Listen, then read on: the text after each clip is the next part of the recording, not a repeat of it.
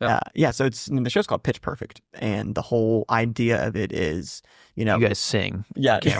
No. I've heard you're an incredible singer, George. That's what we've heard off record. No, but kind of the pitch singer that off key. Yeah.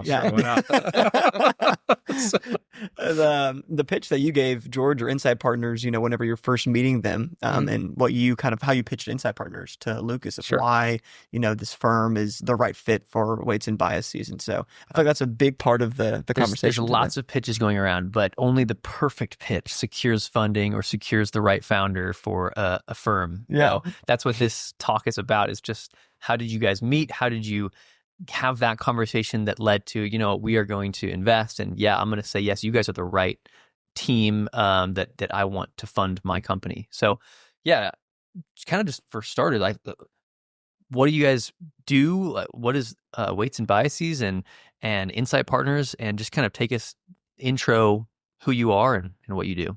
Sure. I can go first. So I'm one of the founders and the CEO of Weights and Biases, and Weights and Biases is a developer platform for AI developers. So those are people that are trying to take AI technology and either build it or use something like OpenAI's GPT or Anthropic's Claude and turn it into real world applications. And so we do a lot of low level stuff behind the scenes that probably your technical audience doesn't want to hear about, but it's kind of, all about sort of like tracking what's going on so that the things get deployed reliably. Nice. I feel like for me, like, what does real world application actually mean? Because I feel like we're so much less smart than knowing the ins and outs of what these AI applications do. Could you kind of give us like a quick rundown of what these real world applications really tangibly mean? Totally. I mean, there's so many of them. I think a fun one that we can talk about is with John Deere. Okay. So, they have, obviously they have like sprayers in the fields, which I'm from Boston. I don't know a lot about agriculture. I'm a country boy. Yeah. A family of farmers. Just kind of speaking my language right now. Man. Really? All right. So maybe you'll understand. Yes, sir. So, you got the rows of like crops, right? Right. And the sprayers kind of get pulled down. And so, in the past they would like, fly planes, right, and spray, herbicides to get the weeds out. And what they've almost completely moved to in a lot of cases now is little cameras below the sprayer. But then the camera has to quickly identify where the weeds are. And so then they can actually aim the herbicides as opposed to blanketing it. So you can actually use much, much cheaper herbicides and a lot less of them. And so it's like it's one of these like real win-wins, right? Because it's like cheaper, and faster for the farmer, and then also you end up with healthier food with really no downside. It's just the cost of like a little camera and a GPU. I feel like when you're speaking to a farmer, though, just any sort of technology talk, they're just like, I don't want to hear it. Just give me what I've had the past. Is that really true? Because actually, as I've like met more people in agriculture space, I think it's really underrated how innovative they are and hungry for innovation. I think innovative is the right word. I think maybe a little fear of tech. I'll take. My grandpa's watching this, but he's a farmer and rancher. He's like, I don't want anything. Actually, he has a nice truck, I guess. That's kind of like an innovative, brand new thing. He's always like the new technology when it comes. He got a new iPad recently. Well, when you think about when you think about that example of precision agriculture, instead of spraying that entire field haphazardly with a crop duster, right? You're now going in and doing very targeted chemicals or whatever pesticides you might be using directly at the point where it makes most sense. And it is an AI model. It's like literally using computer vision to figure out, is that a piece of pesticide that we should be spraying or not? Interesting. Right? Which is an incredible use of AI, but it's also just super beneficial to farmers. Definitely. I love that use case, Lucas. So Lucas, when did you have the idea to start the company after seeing, just the massive growth of AI at practical level of all these applications? Well, so I feel the need to tell you I was into AI before it was cool. Yeah. Okay. Just like everyone else is. Same. Oh, of course. I was investing way before anything, No, it's funny. I mean, I actually like, when I went to college, I wanted to do AI, for the reason that makes sense now. But at the time I was really thinking like, man, if you get computers to, program other computers, like, that just seems like so incredible. Like, you could do anything if you get that working. And I think I was interested in it because I didn't realize how bad the applications actually work. Like, I'd watch like old shows like Nova and stuff and see like robots running around. I didn't realize like how much staging there is. And, Did saying that, like, I want to like study AI in college, was that a pretty uncommon thing to say? Yeah, it was really uncommon. I mean, Yeah, I was really interested in it, but it wasn't. It was, I mean, this is a while back. I mean, applications really didn't work. I was actually surprised when I graduated. It was really hard to find a job even doing any kind of AI application. Wow. And then I started my first company back in 2007, and it's a true story. I was working. My first angel investor is Travis Kalanick. It's a Figure 8, or is this? Yeah, Figure 8. Okay, great. And he actually, it's funny. I had just put up a blog post, and he called me and was just like, "Hey, this is super cool." But then he was kind of coaching me to pitch investors, and he's like, "Dude, like take out all this AI stuff. It sounds like science project." You're calling back now. That was the worst advice, dude, ever. Hey, y'all. Do you enjoy listening to podcasts? Since you're listening to one right now, I'm going to assume you do. And if you enjoy podcasts, you need to download the Overlap app. We all love long-form podcast conversations, but who has the time to always stay up to date with 3-hour-long interviews? Overlap solves that problem for you by providing only the best podcast moments. The app's AI assistant curates playlists of personalized podcast clips that are tailored to your interests and favorite creators, like us. Just prompt it with any topic and instantly get a playlist of the best short-form moments. So jump over to the App Store now, like right now, and download Overlap. You can also find a link to download below in our description. It's free and we highly recommend it. The app actually does recommend great content, and I learn something new every day from my playlists. Thanks so much to Overlap for sponsoring this episode.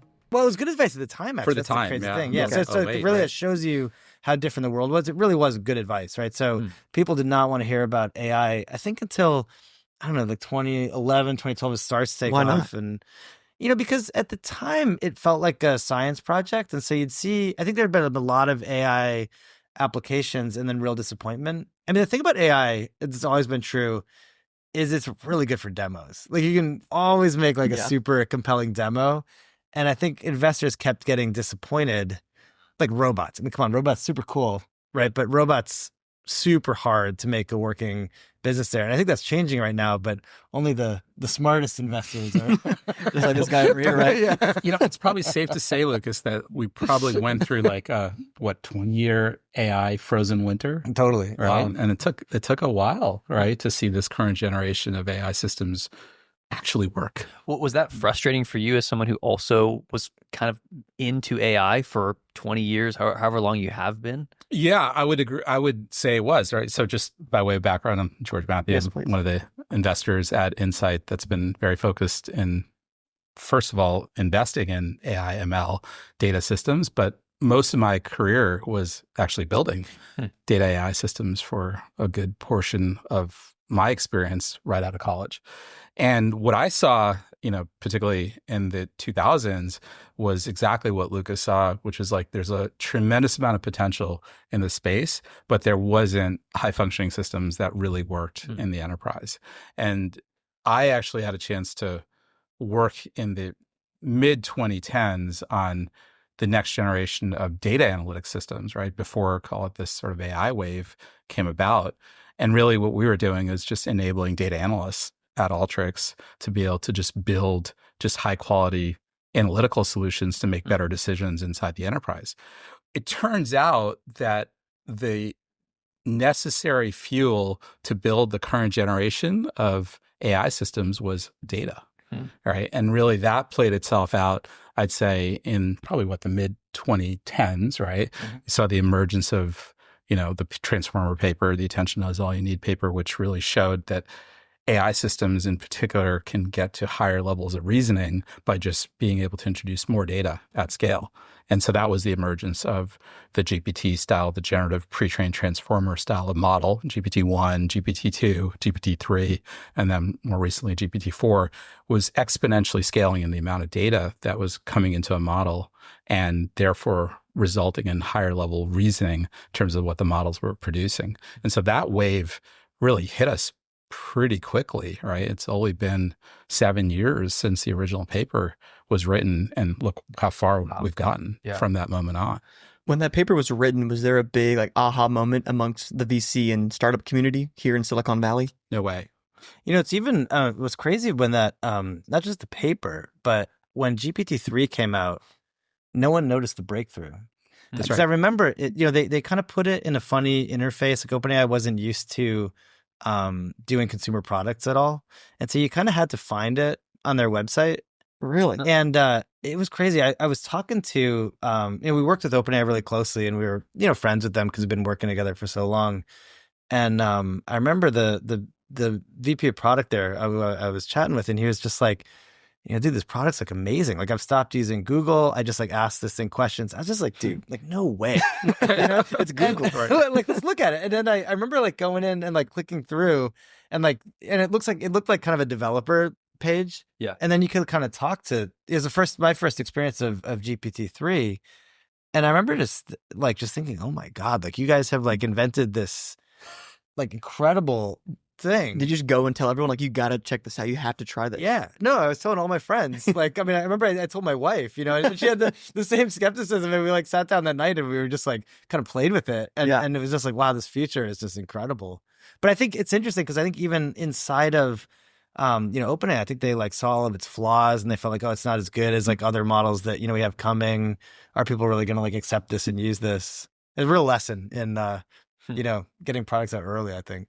And it was really interesting, right? Because it was only after the ChatGPT interface came out on top of GPT-3 that you started to see, oh, there's something completely innovative and interesting here. My grandmother or grandfather could actually use it and get advantages out of just understanding how this model does things on their day-to-day lives. And so I think once that consumer traction really played out, then everyone's like, oh my goodness, what can we do to this? What else is possible? Where can we go with this? And enterprises really started to adopt and embrace, probably starting at the end of 22 is when things really started to move. And did VC just like fly to any sort of company that was going to enable AI into their technology or into their companies, like a moth to a flame kind of vibe? It just depends on the type of VC you were, right? Okay. Because if you're a VC with a more prepared mind, right, that had been building AI systems and really knew what was happening, they saw that turn a bit earlier.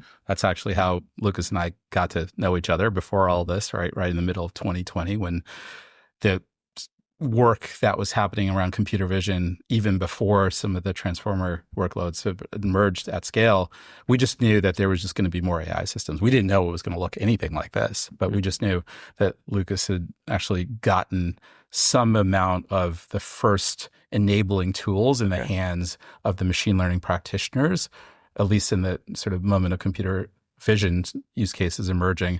And that quickly, of course, shifted into LLMs and transformers and what we're seeing today. So y'all met in 2020. What was that first meeting like? Gonna start? I want to make sure I get this right. I just had a kid. So I remember that. I was actually I think I was still on parental leave. So I was pretty, not sleeping. And I remember I walked into a meeting, and I remember I'd been running an AI company before, Figure 8, for like 10 years, and every round of financing that we did was like, it was like this, it was tough, you know what I mean? Like we would pitch like 60 people and just hear like, no. And I remember I went into Insight, and I was expecting to pitch, and instead of Insight actually gave a pitch. That's right. They came in, it was totally different. They came in like super prepared. They knew a lot about the company, and it was like, here's like kind of what we're thinking. And it was actually really, it was really amazing experience, to refreshing. Refreshing. Yeah. Delightful. Breath of fresh air. And I think at the time, you had just started? I just started it. And Weights and Biases was my first investment. No as way. A VC. Yeah. And I remember, and we went for like a walk, right? We did. And around my neighborhood, which in my neighborhood in Bernal, which is in kind Bernal of Heights. And George actually lived in the neighborhood, and we'd actually met before through the Figure 8 days, and so one funny thing about VCs is that every VC for some reason wants to pretend that they're an operator. And so as an entrepreneur, you just sort of like, he rolls his eyes. You really like, and I'm like, look, it's okay. Like, I'll just accept it. Everyone can be an operator. I don't, it's not like a special, thing, but everyone kind of tells you that. But actually, George really is an operator. I mean, like, he'd only been a VC for a day, and he'd been an operator for like 20 years. So it was like, it's actually kind of nice to talk to someone about, just like the nuts and the bolts of the business at that stage. And I knew that he had a real product mindset, which is also often the toughest thing. I mean, one challenge with product is everyone kind of thinks they're good at it and has an opinion on it. And And product, I think, is the most important thing for almost any startup, especially ours, where it's like the quality of our product is like, what we live or die by. But I think George really understood that and like could engage with our product in a way that I think most investors, I kind of felt, might see us as sort of like a line in a spreadsheet and like a revenue number. Whereas those are really trailing indicators of a high quality product. Yeah. And I remember when we met that day in Bernal, it was cold. It was raining. Didn't it rain on us? Yeah, it was raining on us. Scene for us. Right? Close my eyes and visualize huddled it. together, walking and talking about. We were holding hands and everything. And what was really exciting for me at that moment was, look, I wasn't a VC at that time. I was literally like on day zero of being a venture capitalist. And what I realized was the things that I had heard from Lukas were things that, really translate very well from an investment standpoint. Lukas had already gone down the path with his experience with Figure 8. So he was a second-time founder. He had learned like what works and what doesn't, and can cut to the chase pretty quickly in terms of just like building a high-quality product. And the product was incredibly taking off in the market, particularly among the machine learning practitioners themselves. The MLEs were just excited. The practitioners were using the product on a day-in, day-out basis, but the revenue wasn't there. And that was exactly that moment where we're like, wait, like if this could then translate over time to be monetized, but the usage was so tremendous and it was such an essential part of how people worked. It actually reminded me a lot of my former company, Alteryx, right? Because the product was very much the way that folks really engaged and the way that we saw success in the market, because it was really built for at that time, the data analysts, Alteryx was. And so in a similar way, I saw the analogy with weights and biases. It was just really built for machine learning practitioners. How long had you been targeting Lukas before day zero, and what was that perfect pitch? Can you recall like anything you prepared to tell Lukas to say, like, let me fund this? Yeah, there were company? two pieces of this. One was our team at Insight was already, super engaged and tracking and following the progress that Weights and Biases and Lukas was making for months. Okay. Right. And so by the time Did you know that at the time? No, I was really shocked. I mean, we were like super small. It's like we're cutting you off. I was you had done like customer diligence, I remember. Which all the work. Was actually like really thoughtful, feedback from customers. But we were tiny.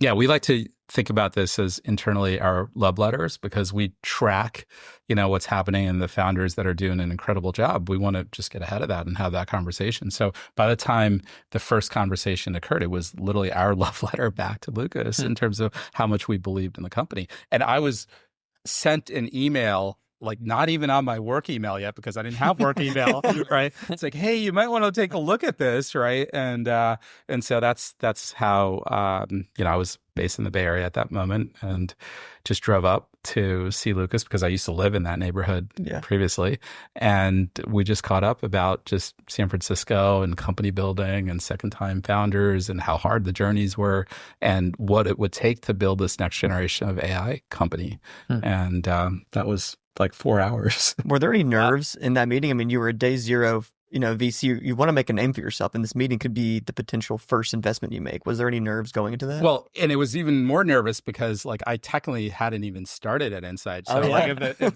the meeting had gone poorly, like I'm pretty sure there wouldn't have been a work email address to point to at that moment. But no, I think looking back at it, I was just being my most authentic self, because I didn't want to, at that moment, pretend that I knew anything about venture capital, right? Because I hadn't professionally invested. That was 4 years ago. So I feel like I know a little bit more these days than before. But I try to talk about, the things I did know. I knew about product. I knew about data. I knew about AI. I knew about what the difficulty of a journey is.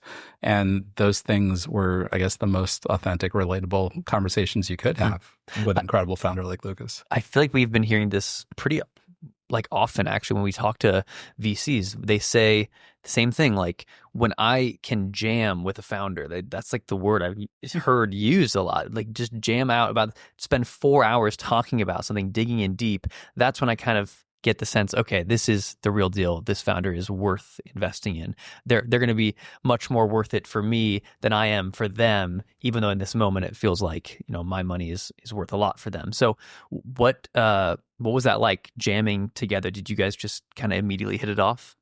I think so. Yeah. I mean, I'm almost right away, I think. Yeah. No, I remember we were talking about, I remember you were talking about how you would kind of make metrics around the quality of the product and like, kind of getting people to like a state where they were happy quickly, and how we instrumented the product. Yeah. I remember that conversation because I know that these journeys are long, particularly when you're going into an earlier investment when revenue is just starting to get off the ground. So the relationship that you're going to have with your founder is likely going to last longer than most relationships outside of work, right? And so if you can't figure out how to jam with them, very early on, and in both directions, it's got to be mutual. Like, because if it doesn't work in both directions, there's no way that you're going to be in year 4 or 5 of the relationship like we're in right now, let alone, getting to year 10. Yeah. You invest mainly at the early stage for startup? Yeah, I mean, for Insight, we invest across the spectrum, early, but for you mid, specifically, and growth. I tend to be a little bit more on the early stage side of things, just because the infrastructure around AI systems is still very early. Okay, and so therefore I go a little bit. Well, for AI startups at their earliest stage, what's the biggest hurdle that they have to face when starting at day zero? I mean, the day zero challenge is always like just getting the team and the product together. But I think once you get the team and the product together, there's always like the day 1 or day 2 challenge of now bringing it to market, right? Mm-hmm. And so I think of life in those early days of the founder's journey as like, how do you get to product market fit? Right. Well, first you got to build the product, right? And that makes sense. But once you do build the product, sometimes you don't even get to product market fit. And so I'm always trying to just get a real keen sense of PMF, product market fit, because that is both the day 0 as well as the day 1 and 2 journey in most founder situations. As a repeat founder, I hear so many founders talk about, like, and George just mentioned this, about like how important it is to find product market fit quickly. Do you have like a secret sauce to finding that as soon as possible, or did it happen different stages for you with figure eight and weights and biases? Well, that's funny. I think the reality of like, people often ask me like, what do you do differently the second time? And it's kind of like, actually, I think like all the standard advice is really good, and you just like feel it even more. So it's just like, the first time I thought I was like focused on, talking to customers and kind of deeply understanding them. But like the second time I was even more focused, It's actually hard to do. It's hard to get it's hard when you have a new product. It's hard to get somebody to talk to you about it. You know what I mean? When you get someone on the phone, it's hard to like take all the feedback that they have when it doesn't work, and you just do it like over and over and over and over. And I think the second time I was just paranoid that like, maybe people secretly don't like the product. Like I'm just always trying to like just elicit the, the complaints and the feedback to make the product better. One comment, by the way, on finding that product market fit, sometimes it doesn't happen overnight, right? And a lot of times I just try to encourage founders to take the time, right? It doesn't have to happen overnight, but I'd rather that iteration, that recursion of just understanding what the market needs and what the product is delivering for the market happen over the course of time that it does. Because you can always scale up, right? But like if you don't have product market fit, and if it just takes a little bit longer to get there, I'd rather have that as a situation than not having product market fit and then somehow coming to market with something incomplete or something that just doesn't work and spending a lot of money to scale up something that won't really scale. And that's, by the way, happened in venture investing and, of course, to founders over many, many sort of situations. So you are both bullish on AI. I think whenever people think of AI, they think of many things, but one of them is the threat that it poses. I think our minds go to the supervillain in the movie taking over, things through AI, and or the AI robot itself, deciding, humans aren't worth being around because they're flawed, and I'm just going to take over. What is the fear that you have? What are the threats of AI? If you can steel man that sort of, people who are afraid of AI for a second, and then maybe after Steelmanning, answer why still you're bullish on AI. You want me to Steelman the AI threat? Our customers are gonna love this. We'll clip this part just for them. Let's make sure we leave the context in here. I mean, look, I think there's a lot. I mean, AI touches every application, right? Almost everything that we do gets touched by AI, and so there's going to be a lot of things that happen that people don't feel good about or feel scary, because it's we're giving over more and more control to machines, right? And so I think I think when you think about military drones, right? The more that the guidance gets handed over to AI, the more nervous you get, because you don't know exactly what's going on, or when AI starts to make these kind of life-changing decisions for us, right? I mean, AI medicine, maybe we don't exactly know how the medicine gets created at some point, right? And so I totally understand why someone would feel nervous about this. I think it's important to keep that perspective of here's all the things that could go wrong so we don't do them. But I also think it's really important to take a step back and look at what AI is doing for us right now, which is just tons and tons of good things that we appreciate, right? Almost all the applications that we see our customers do, they're really positive things that people want, because most companies are actually trying to do things that people want, right? I mean, most of the new medicine that's going to come to market, that's going through FDA trials right now, was developed with AI and wouldn't exist without AI. And this is these are diseases that our family members have, Alzheimer's and Parkinson's, right? We're working through these things with AI, right? I think car crashes probably going to mostly go away. I mean, we have Wambos in San Francisco now, an incredible safety record.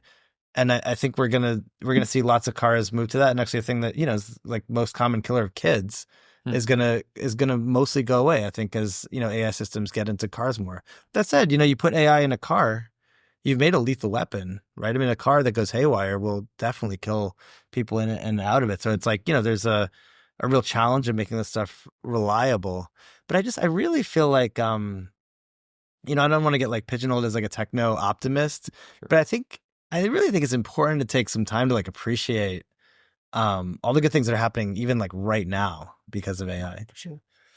Yeah, I tend to be more of a techno rationalist, neither optimistic nor pessimistic. I think Lukas probably in a similar wavelength as me on that. And I think the reason I tend to be a little bit more thoughtful and careful about exactly the question is less so about the moment that an AI system takes over humanity. Those might occur over time, but there's ways to manage that too, right? I would highly recommend this book called The Alignment Problem by Brian Christensen. He actually writes about how to build AI systems that are aligned to humanity's needs and how that changes and evolves over time, particularly as we run into more super intelligent systems at scale and how to build super alignment. This is actually where a lot of fundamental AI research is effectively headed by most of the big research houses. I think where Lukas kind of called out the practical uses of AI, I think that's also where some of the concerns are for me, right? Because you can take existing super practical AI systems and use it for nefarious purposes, even today, right? We talked about weapon systems. We talked about autonomous vehicles. We talked about healthcare systems. Well, deepfakes. Deepfakes is where I was going to go with just anything that's related to a nefarious actor can take things right out of the box today. Look at Worm GPT. This is a great example where you can take a level 1 hacker that barely knows his way around systems and give them Worm GPT and upgrade their black hat hacking capabilities to level 4 or 5 almost instantaneously, right? And that's there and it's in market, and there are hackers that are just getting better at what they're doing because you have nefarious systems like Worm GPT out there. So I worry about some of those more practical things that you can do today with AI systems that can be used for the purposes of just nefarious chaos. And that's, very much alongside all these incredible use cases that are in front of us that we're taking advantage of today. And then we'll see how this sort of alignment problem plays out, particularly as AI systems become super intelligent. Could you foresee us getting to a place where we advance enough that the risks actually do outweigh the rewards of integrating AI into society completely? I don't think we're ever going to know that answer for sure. I think if we think through the path that we're on today of moving from AI systems that are less capable than humans, but becoming more and more capable, to what's basically known as AGI and artificial general intelligence, to potentially the emergence of superintelligence. I do think that in every advancement that we've seen thus far, there's been far, far more beneficial use cases and outcomes than even the challenging, nefarious things that I just even mentioned in today's AI system. So that should continue to play out, even as we reach AGI and who knows when, and superintelligence also who knows when. I think there are people in the Valley who have certain bets on what that looks like in the coming decade or more or less. But I do think we're going to see, massive exponential benefits. So Lukas mentioned the example of what's happening in biological systems. It turns out that you can build an AI model today that instead of being trained on language, it's trained on DNA. And now you can do better protein folding. You can do better drug discovery just because you have an AI model that is built for DNA sequencing versus language. And that exists today. That there's a portfolio company at Insight that is literally doing that. I think they're actually using weights and biases to build their model as well. So I think there's tremendous benefits that continue to emerge every single week, it feels like, as AI systems are coming to scale.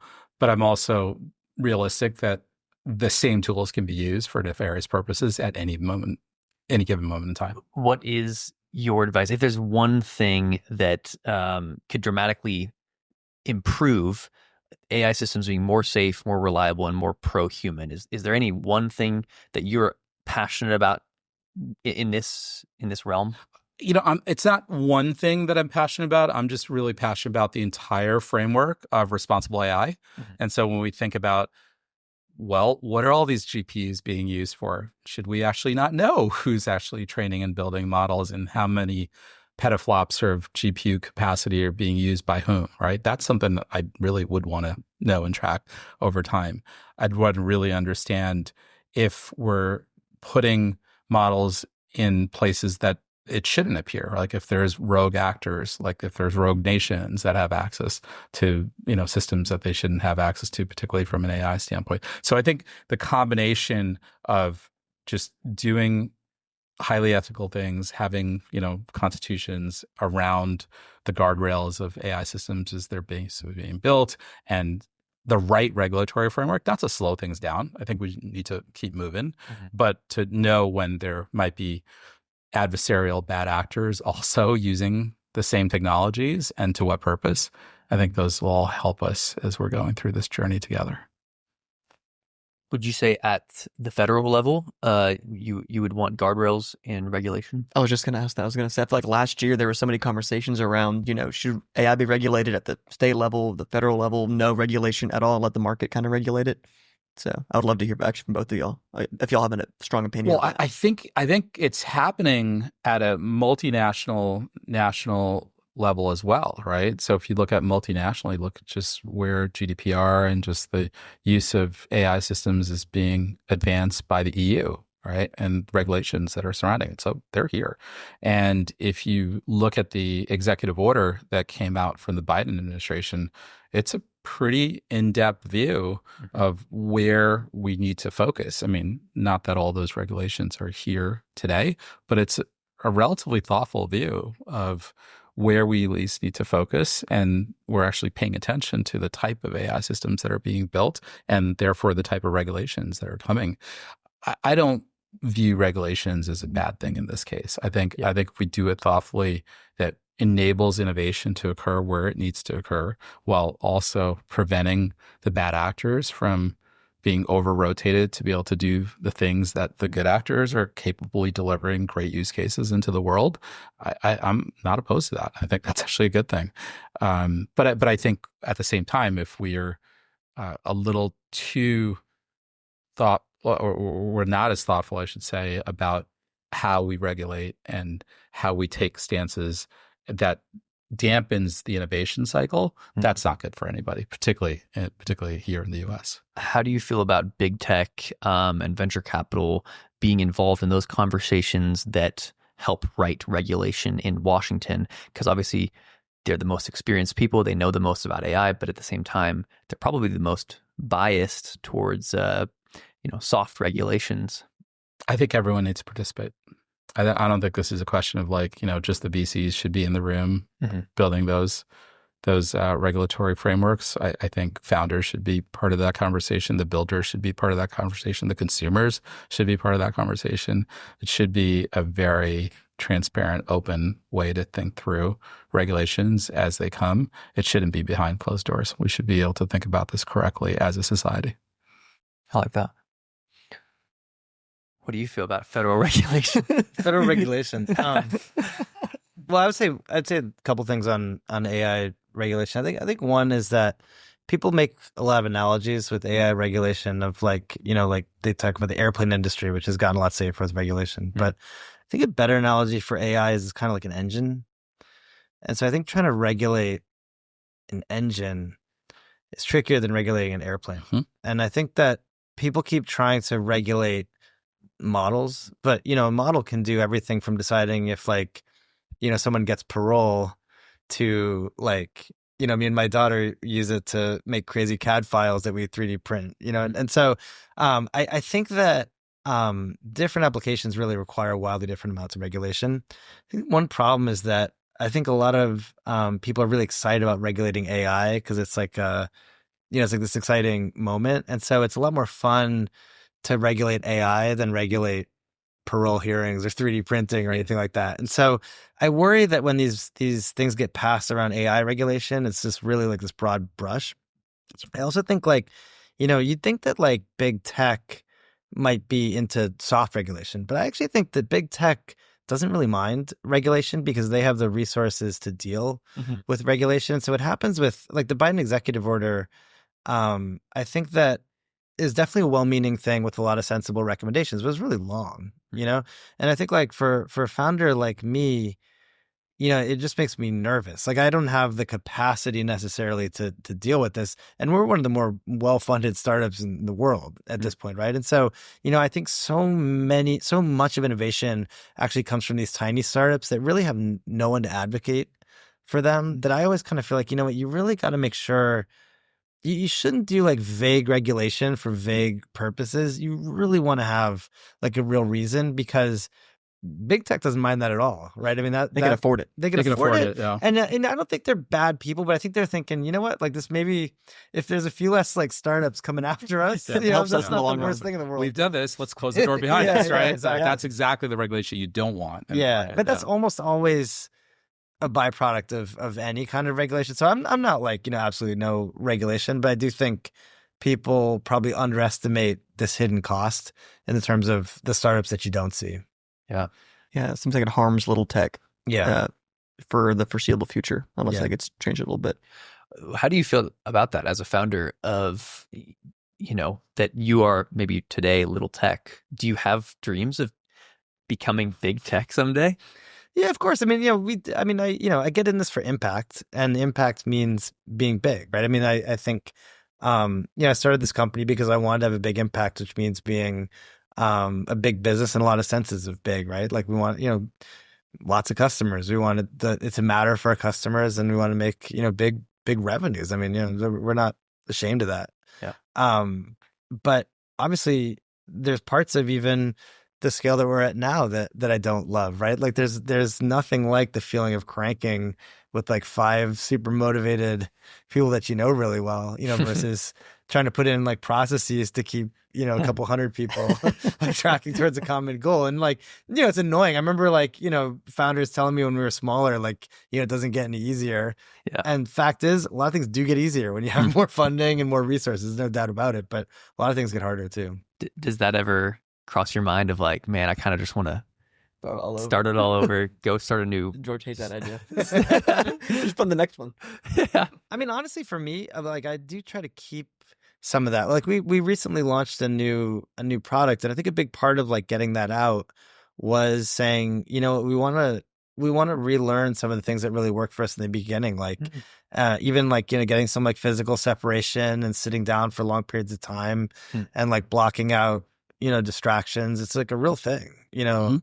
You know, and you know, it's interesting for us to kind of learn to think like a really small company again, because that's me and my co-founders, like, you know, DNA. That's like what we love to do, but there's certainly a lot more, you know, things coming at us that, you know, all the things have a good reason, sort of like regulation, like all these requests are not crazy, like we should do them, but at the same time, you don't always see what you don't do, which is like really focus on, you know, a customer need and make something really great. We're wrapping up on time here, and so I'm curious for both of y'all. I know you hear a ton of pitches so often. I know you've probably given a ton of pitches to so many VCs, and I'm curious for you, George, and then you, Lukas. What do you want to hear from a founder when they're pitching to you at the early stage? And for you, Lukas, what advice do you have to give to a founder when they're pitching to a VC maybe for the first time, or if they've received 60 no's like you did with Figure 8? So, George, you can go first. Usually what I'd like to hear is that there's a unique, interesting problem that the founder is completely focused on solving, and they have a way of thinking through that problem and solving it that others haven't really unpacked yet. And that gets me excited because I'm like, oh, okay, that's something I haven't seen before, and then I'd like to learn more. And then once you get past that initial level of intrigue, I'd like to know that there's some durability here, right? It's like, this will go a while. Like, this isn't going to be something that just, you know, solves for that immediacy of that interesting problem, and then we're going to flame out in a year or two, right? So problems that have long durability in terms of thinking about product market fit are pretty exciting to me. I had a pretty good sense that AI systems were only going to continue to advance forward, at least at the 2020 timeframe when, you know, Lukas was starting to scale out weights and biases, and felt like, okay, there's a decade ahead of us, if not longer. And Lukas and the team they were going to go all the way. And so that made it a whole lot easier just to be excited, you know, particularly on an earlier moment in time in weights and biases journey. And I try to look for that every single time I go into an early opportunity when, you know, I'm talking to founders about where they see the world going. All right, so I have two advice I always give everyone on their pitch every time I see a pitch. The first is just like, make your business better versus improving the pitch, right? And it's like obnoxious, but it's just like, come on. It's never been easier to start a company. It's never been cheaper to run a small scale company. Like I really think that people spend too much time thinking if I put the perfect words in here, then I'm going to get funding, or like waiting for permission. Like they think, oh, I need to wait to get funding to like kind of move this thing forward. And it's just a real trap, right? I mean, it's like, you know, people used to think I was a terrible fundraiser when I had a tough business. Now they think I'm a great fundraiser. I'm the same guy. And honestly, like my ability to pitch is not improved. So, I mean, and you know, even like with Insight, I never pitched them. You know what I mean? Like they pitched me because the business was like working in some ways that were visible. So I would just spend a lot more time. There's no magic pitch, right? And then I think the thing that everybody makes this same mistake in their pitch. I don't know if you would agree with this, George, but all the pitches that I see, it's probably worse than the quality pitches Insight gets. People just don't explain themselves. Like, explain what the fuck you do in like one or two sentences, and like you'll be better than 95% of the pitches that I see. And it's weird how people can't. Everyone thinks they're like a special snowflake, but you know, like we're developer tools for AI. Yeah. That's what we are. You know, it's like pretty simple. I don't know. Yeah, I think that's right. I think I would just be very clear on explaining what you do. And I look for some authenticity in that too, right? And this is kind of getting back to the durability question. It's like, do they believe that for the long run? Like when they say that they are doing that and they want to do that and this is what they do, does that last? Right? Do they last as founders, and does the idea have some durability over time? But that authenticity matters to me when they say what they do. Great. George, Lukas, we really appreciate y'all's time. Thanks for joining the show. Appreciate it again, Jackson. Yeah. Thank you. Yeah, thanks.